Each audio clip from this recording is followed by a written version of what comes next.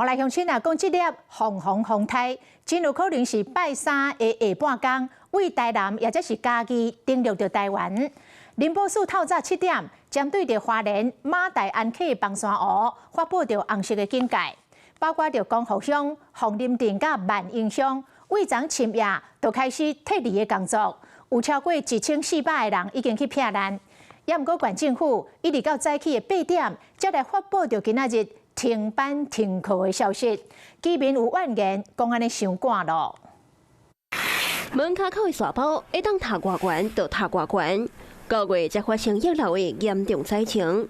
敦河路的居民都惊阁发生一届，赶紧提早准备。摩托车上次的也是流掉了，又买新的呢，又买新的啊，快点骑到瑞穗放啊！今仔日早起7点，林保署发布马大安溪崩山湖红色的警戒。官府晚1点钟宣布停班课，真侪人拢未赴欢迎。昨天不公布，你早上8点公布的话，你是不是太慢了？家长啦还要送小孩子怎么去撤离？大马村苏围街有一户人家，阿妈失灵，后生坐轮椅，无法度家己撤离，看得出演练甲真实的状况差真多。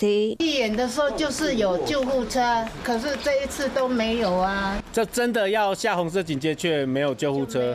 其实马大安溪崩山湖第昨早起就发布红色的警戒，今仔日早起7点，更加发布红色的警戒，因为累积雨量已经超过警戒。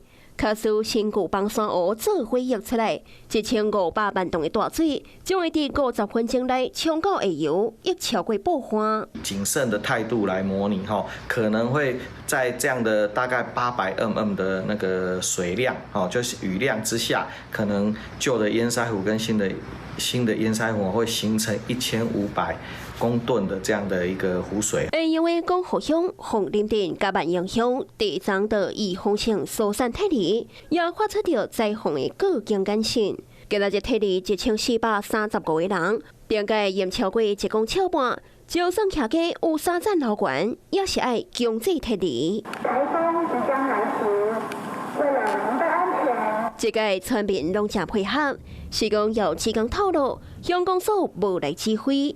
有居民提早到收容地点，也唔知影要去倒安置，互大家拢杀无钟头。